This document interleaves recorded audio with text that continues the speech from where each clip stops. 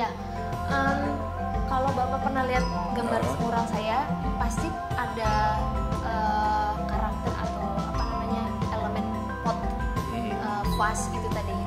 Nah, vas itu mempresentasikan zona nyaman saya atau rumah saya.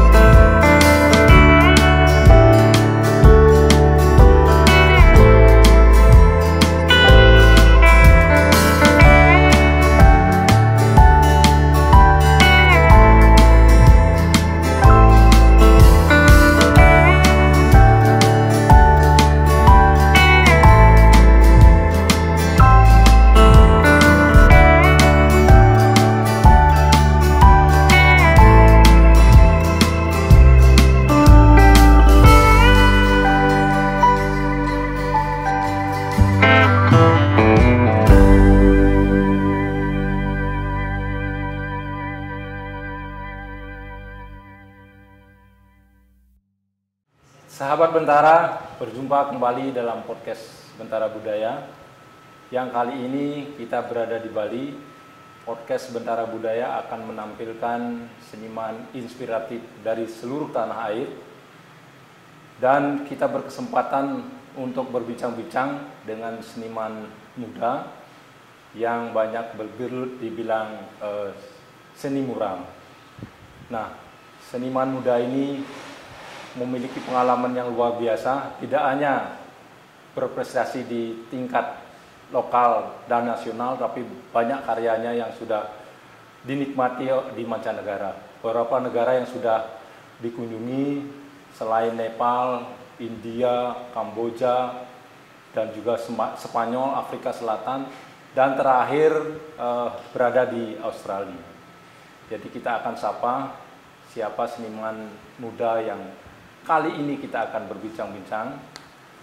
Tidak lain adalah Yesi Nur Mulyanawati yang sudah berada di samping saya. Selamat pagi Yesi. Pagi Pak. Apa kabar? Baik. Sehat? Gimana? Sehat. Boleh cerita sedikit nggak apa Ya. tema ataupun topik dari pameran Ya, yang di Bentara Budaya Jakarta di Menara Kompas itu pameran judulnya atau temanya Bhinneka Tunggal Ika. Nah, pameran itu adalah pameran yang menampilkan 12 karya seniman perempuan Indonesia. di bawah usia 40 tahun Iya, ya? di bawah usia 40 tahun, betul. Anda sendiri 27 tahun ya? 27 tahun. Masih muda banget ya.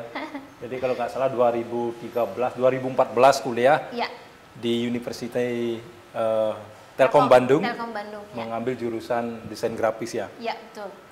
Ya, boleh cerita lagi terkait dengan Pameran kemarin, pameran Bhinneka Tunggal Ika dikuratori oleh Mbak Farah Wardani atau Mbak Wawa, bekerja sama dengan art organizer dari Perancis, namanya Ellipse Art Project. Ellipse Art Project bekerja sama dengan Kompas dan Bentara Budaya untuk menampilkan karya-karya seniman perempuan Indonesia. Gitu. Kemarin saya sedang menampilkan karya dokumentasi mural saya di Jordania tahun 2022. Mbak Farah kemarin bilang kalau dia tertarik banget sama karya saya yang di Jordania karena tema mural saya yang di Jordania itu terinspirasi oleh konsep gotong royong, kata gotong royong di Indonesia gitu. Jadi menurut Mbak Farah kemarin tema mural saya itu dan tema pameran ini pas gitu Pak, cocok gitu. Jadi akhirnya saya menampilkan karya video kemarin di Videotronnya galeri gitu. Nah, Anda juga baru datang dari Australia ya? Betul. Dalam kegiatan apa kira-kira di Australia? Apakah hanya jalan-jalan karena anak kan masih muda atau memang ada job khusus di sana atau pameran kali atau bagaimana? Iya, jadi kemarin itu yang waktu ke Australia, saya dapat invitation untuk melaksanakan art residency. Saya belum pernah melakukan art residency, jadi saya merasa kayak oke, ini kesempatan yang pas nih untuk saya, maksudnya memulai karya studio saya. Karena kan selama 6 tahun terakhir saya nggak punya studio Pak, karena saya selalu traveling, selalu berpindah-pindah dari mana. Tiap bulan tuh saya pindah negara ini ke negara satu lagi. Nah, akhirnya kemarin ada kesempatan untuk punya studio walaupun temporary, tapi saya merasa kayak punya space, tempat untuk berkarya lumayan menarik. Jadi saya saya terima deh itunya, kesempatan. Berapa lama di sana? 1 bulan. 1 bulan, lumayan lama ya. Lalu sempat ke Eropa dan Afrika Selatan. Dalam agenda apa itu? Nah, kalau yang ke Eropa, kalau yang ke Afrika Selatan itu dalam agenda berpartisipasi di acara Street Art Festival. Ya, jadi saya dapat undangan untuk mewakili Indonesia, mewakili Asia untuk mengikuti Street Art Festival. Berapa orang? Itu tergantung festivalnya. Ada yang satu festival itu ada yang 40 artis, ada yang 40 seniman. Diikuti oleh berapa negara? Macam-macam. Ada yang 10, ada yang 20 negara. Terus Anda sendiri dari Indonesia? Rata-rata sih saya aja yang dari Indonesia, rata-rata ya Pak ya. Karena menurut saya seniman Indonesia juga kurang dilihat gitu Pak sama street art organizer di Eropa. Kenapa kok kurang dilihat? Karena mungkin mereka kurang akses gitu Pak mungkin. Nah, makanya saya merasa saya harus membukakan pintu juga buat teman-teman, memperkenalkan kalau ada loh seniman yang stylenya A, stylenya B, stylenya C, namanya ini, namanya itu gitu kan. Jadi mereka juga dapat inspirasi, mereka dapat pengetahuan kalau ternyata di Indonesia ada juga ya gitu. Karena kan Street Art Festival di Eropa atau di Amerika itu rata-rata yang diundang kan hanya yang dari negara-negara tetangga. Jadi saya ngerasa kayak walaupun kemarin modal sendiri terbang ke Eropa, tapi saya ya udah kesempatan gitu. Nah sekarang bersyukurnya banyak teman-teman saya yang ikutan festival di Kamboja, di Dubai. Ya bisa akses ya. Iya bisa akses juga. Maksudnya ya saya bukan merasa kayak karena teman-teman saya juga dapat kesempatan, tapi saya ingin kasih kesempatan, ingin memberi inspirasi ke teman-teman organizer yang ada di Eropa kalau orang Indonesia, anak muda Indonesia juga bisa bikin mural yang besar, terus dapat kesempatan. Nah ini menarik ya, Anda itu kan masih muda ya. Anda masih usia Anda sekarang 27 tahun. Ya. Lalu di satu pihak Anda sudah bisa berkeliling ke beberapa negara, bahkan 2 benua ya sudah Anda lewati. Nah, bagaimana akses? Kapan Anda mulai bisa masuk ke akses di dunia internasional? Bahkan tadi Anda menyampaikan bisa mengajak kawan-kawan seniman-seniman muda untuk ikut bareng-bareng di mengadakan atau menghadiri suatu festival di luar negeri. Iya. Waktu itu tujuan saya traveling itu untuk jalan-jalan aja Pak.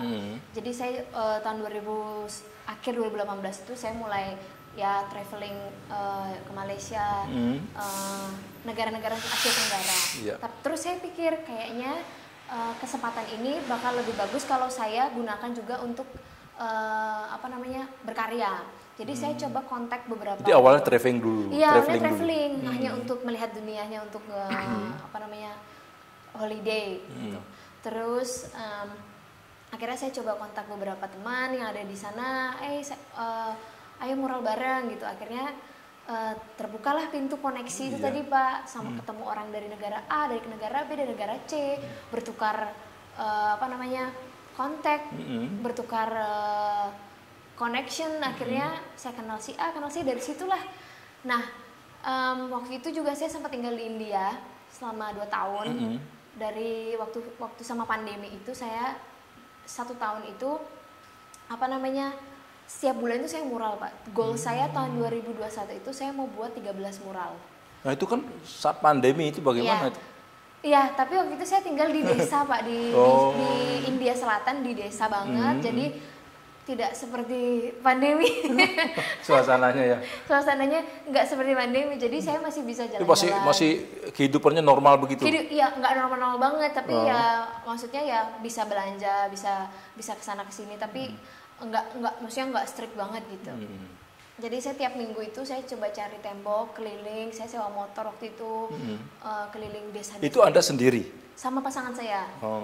Terus saya keliling cari tembok, saya coba ngobrol sama yang punya tembok. Oh iya, ternyata mereka responnya seneng gitu Pak, responnya menggembirakan. Ya udah akhirnya saya gambar temboknya. Jadi waktu itu di tahun 2021 goal saya tercapai. Lalu saya dapat kesempatan, saya diundang ikut festival mural di India karena kebetulan saya waktu itu lagi ada di India.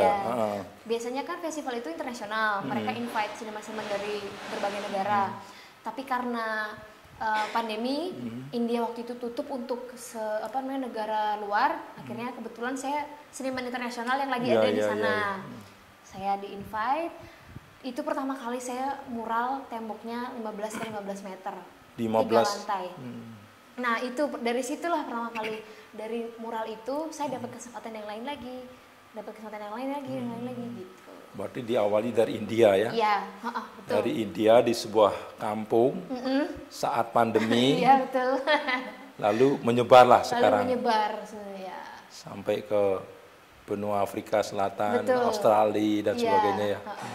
Tapi sebelum saya ke India itu saya udah mural, cuma hanya hanya mengisi waktu luang atau kadang saya mural untuk commission untuk perusahaan A, perusahaan B, tapi bukan style saya gitu. Sesuai style yang mereka mau gitu. Nah, kalau di Indonesia sendiri di mana saja? Apa mulai dari Bali lalu ke di 2017 luar? Itu saya sempat ikutan komunitas namanya Rurung Galeri. Rurung itu teman saya yang organize. Rurung kan artinya gang ya Pak ya. Nah itu kita jadi setiap 1 bulan sekali itu kita rame-rame mural Pak di gang-gang di Denpasar terutama. Nah dari situ juga saya kenal teman-teman street art yang asal dari Bali gitu. Selain di Bali, saya juga ada mural di Jakarta ada. Di Solo ada. Waktu itu aja kayaknya. Situ. Jadi dari Bali lalu Jakarta, Solo, langsung meloncat ke India. Iya. Ya kalau untuk tadi kan awalnya traveling ya. Tentu ini dong, artinya Anda juga harus menyiapkan biaya dana itu nggak mahal itu. Anda bagaimana? Ada sponsor atau bagaimana? Nah kalau untuk yang traveling waktu itu saya nyambi Pak. Sekalian saya nyambi sebagai freelance graphic designer waktu itu untuk support saya traveling. Tapi untuk yang keliling Eropa itu kan ya pasti modalnya nggak dikit ya Pak. Akhirnya saya dan tim saya punya tim di Jakarta namanya Mahavisual. Saya dan tim Mahavisual waktu itu bener-bener kita sebar-sebar proposal Pak kesana kesini ke perusahaan A, ke perusahaan B, ke perusahaan C. Akhirnya tahun lalu kita dapat satu perusahaan traveling yang bisa sponsori semua trip 3 bulan itu kemarin. Wah luar biasa ya. Nah ini kan Anda kan awalnya sekali sebetulnya seorang ilustrator ya kan. Lalu buat doodle ya. Iya, doodle. Yang mungkin medianya lebih kecil ya. Nah lalu masuklah ke dunia mural. Ya, betul. Ya, mural artis. Nah kira-kira kalau dalam hal mural ya, karena kan medianya kan cukup luas ya. Jadi dari mana Anda dapat inspirasi gitu? Setiap membuat satu proyek mural kan mungkin medianya luas dan negara yang Anda kunjungi juga sudah beberapa negara. Inspirasi untuk memunculkan ide kreatif itu dari mana? Ya, kalau Bapak pernah lihat gambar mural saya, pasti ada karakter atau elemen pot, vase itu tadi. Nah, vase itu mempresentasikan zona nyaman saya atau rumah saya. Jadi setiap saya itu filosofinya di situ. Filosofinya di situ. Itu jadi rumah saya gitu ceritanya. biasanya di dalam vas itu pasti ada sesuatu, ada karakter atau ada apa namanya figur-figur di dalam vas itu. Biasanya kalau saya ada proyek mural di negara lain, kan saya berarti belum pernah ke sana dong Pak. Kebanyakan negaranya saya belum pernah datangi sebelumnya. Jadi saya akan diskusi dengan kurator festival tersebut, saya akan bertukar pikiran dengan kurator tersebut. Saya akan tanya, ada nggak budaya atau kegiatan yang sering dilakukan oleh warga lokal di sana. Nah, biasanya saya ambil inspirasi dari sana, dari cerita unik di negara itu. Berarti tidak lepas dari muatan lokal di negara itu ya, yang kamu harus angkat gitu ya. Betul. Jadi saya coba kombinasikan antara zona nyaman saya tadi, lalu saya selipkan beberapa elemen Bali karena saya dari Bali, karena orang pasti tahu Bali dong Pak. Terus saya satukan di satu mural itu tadi gitu.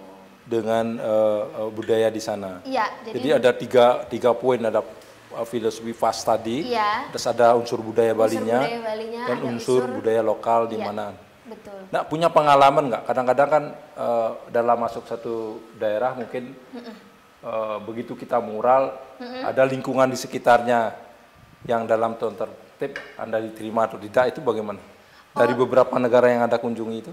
So far sih warga-warga sekitar sih mendukung ya Pak, responnya bagus. Tapi pasti ada lah yang apa namanya, yang kritikalnya lama gitu, ini jelek, ini nggak bagus gitu. Tapi saya ya udah gitu kan. Ya seniman kan begitu ya. Namanya seni kan, kita nggak bisa buat semua orang bahagia dengan atau menyukai karya kita kan. Jadi ya saya terima aja. Itu kenapa saya suka mural di jalan itu, karena saya merasa interaksi antara strangers itu menurut saya unik gitu Pak.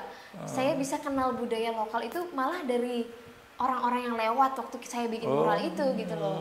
Orang-orang yang lewat di jalanan itu ya? Iya, atau tetangga-tetangga dari temboknya gitu. Kadang saya suka dikasih kopi, dikasih minuman tradisional. Itu kan dari situ Pak ya. Karena kan organizernya kan sibuk ngurusin festival, jadi dia nggak bisa apa namanya ngasih tahu semua budaya-budaya lokal. Jadi dari sana makanya saya merasa kayak oke, saya suka ketemu orang-orang. Saya orangnya suka ketemu orang. Terus saya suka cerita-cerita, saya suka ngobrol. Jadi dari situlah kenapa saya stick ke mural sekarang. Pengalaman unik itu ada nggak? Apa ya pengalaman unik ya? Ya kan di Afrika Selatan mungkin, di Nepal, India, lalu Australia, Spanyol juga kalau nggak salah ya. Iya, Spanyol juga ya. Kan beda itu. Mungkin ada pengalaman unik yang masih melekat sampai saat ini. Apa ya? Waktu saya kan kalau mural tembok besar itu kan saya suka bikin grid ya Pak ya. Suka bikin grid. Gridnya itu kan pasti angka-angka nggak jelas gitu ya. Saya tulis aja angka 1, 2, 3 gitu kan. Terus banyak banget orang yang suka tanya itu angka apa gitu kan. Nah ada satu bapak-bapak sama temennya lagi dateng ngelihat gitu kan. Terus dia bilang ke temennya, oh iya aku tahu ini rumus ini gitu. Terus si bapaknya, oh gitu ya, dia percaya padahal itu sebenarnya cuma random tulisan. Cuma saya sama pasangan saya waktu itu lagi mural kan, kita ketawa aja, kita ini iya bapak ini pinter gitu. Ya gitu deh Pak. Itu pengalaman unik ya. Mulai dari angka dong ya. Mulai dari angka, banyak banget yang penasaran kan. Menurut saya yang unik itu tadi respon orang-orang menanggapi moral saya gimana, proses pembuatan moral saya gimana, kayak gitu. Ada misi lain nggak? Jadi Anda ke mancanegara keliling, ya anggaplah keliling dunia itu berapa negara itu, selain berkesenian lewat seni mural, dan ada nggak misi yang Anda bawa ke sana? Saya misi lain. Sebagai seorang anak muda loh ya. Iya. Saya ingin menunjukkan kalau anak muda Indonesia itu bisa sampai ke benua lain gitu Pak. Karena menurut saya selama sejauh ini tuh nggak hanya beberapa yang malah dari banyaknya, dari 400-500 festival yang ada di dunia Pak, itu jarang banget yang dari Asia in general. Apalagi dari Indonesia gitu Pak, jarang banget. Makanya saya merasa ini harus digaungkan gitu ya. Iya, harus kita dobrak ini, kalau kita harus bukakan pintu juga gitu loh, ngasih tahu mereka kalau ada loh seniman Indonesia yang jago-jago gitu. Terus saya juga ingin menunjukkan kalau perempuan itu juga bisa bekerja di luar panas-panasan, bisa dapat kesempatan yang sama dengan laki-laki gitu. Apalagi kan mural, graffiti, street art Iya itu kan kan di jalanan. Iya di jalan. Nah, kemarin di India tuh kan panasnya luar biasa. Panas Itu Anda banget punya Pak. cerita gimana itu? Pak Panas Sanur. banget. Jadi karena waktu itu heat wave, terus sehari itu bisa 38 sampai 40 derajat. Jadi kita benar-benar kerjanya lama banget pakai spray kayak itu pas spray burung itu kita spray pokoknya semuanya biar dingin. Iya. Jadi kita kerjanya nggak bisa lama, biasanya 4 sampai 5 jam sehari karena benar-benar panas banget. Tuh. Berarti Anda bisa sekarang membedakan memural di Indonesia dengan memural di luar negeri. Nah, di mana letak perbedaan? Perbedaannya mungkin Dan lebih asik di mananya? Di Indonesia sendiri atau di luar negeri? menurut saya sih semua asik ya Pak, karena saya suka melakukannya gitu. Apalagi kalau di Indonesia kan saya bisa ngobrol karena saya tahu bahasanya, benar nggak Pak? Karena kan selama ini saya muralnya di negara-negara yang saya nggak tahu bahasanya tuh Pak. Bahasanya bahasa Spanyol, bahasa Yunani, kan saya nggak paham tuh. Tapi kalau di Indonesia sih saya sukanya itu tadi, saya bisa dengar semua respon warga itu saya ngerti gitu loh. Jadi orang tuh suka nanya ini artinya apa, artinya saya jelasin lalu mungkin perbedaannya kayak itu ukuran tembok tadi, karena saya sukanya yang ukurannya yang besar-besar karena terbiasa yang besar-besar. Di sini susah cari yang besar-besar, cari medianya media yang besar tuh susah. Terus, itu lebih menantang dong kalau Anda dikasih media yang lebih luas. Iya, dan lebih lebih terlihat gitu karyanya kan. Iya. Terus akses untuk mesin lift kayak gitu, itu juga nggak bisa di sini. Jadi itu sih perbedaannya, ada plus minus menurut saya. Tapi kalau dalam komunikasi itu Anda ada kendala nggak di luar negeri? Ya pasti dong Pak, kan ada negara yang emang nggak bahasa Inggris tuh warganya, kayak Spanyol. Kalau India kan nggak masalah. India nggak masalah. Iya yang Spanyol. Afrika juga nggak masalah karena dia pakai bahasa Yunani, Inggris. Iya, dia pakai bahasa tubuh jadinya, atau pakai Google Translate jadinya gitu. Tapi selesai juga proyeknya. Tapi selesai juga proyeknya, karena di satu organizer tuh pasti ada satu orang yang bisa bahasa Inggris, pasti ada. Tapi ya karena teknologi sekarang udah canggih kan bisa pakai translate gitu. atau apa gitu. Ya, sahabat Bentara, demikian tadi perbincangan kami dengan YCO atau sering dipanggil Yesi. Terima kasih sahabat Bentara sudah menyaksikan, dan podcast Bentara bisa disaksikan atau ditonton di kanal YouTube Bentara Budaya. Salam budaya. Terima kasih. Nggak tahu sih saya misalnya ada masalah apa gitu, terus tiba-tiba dia lewat terus lihat karya yang colorful kan mencolok dari jauh tuh kelihatan mungkin. Saya ingin kasih impact lah walaupun dikit, tapi seenggaknya kayak wah ada sesuatu yang cerah nih gitu hari ini yang saya lihat gitu. Saya mau mural saya itu ngasih impact ke warga-warga yang lewat gitu. Jangan lupa like, komen, share, dan subscribe channel Bentara Budaya, serta nyalakan lonceng notifikasinya ya.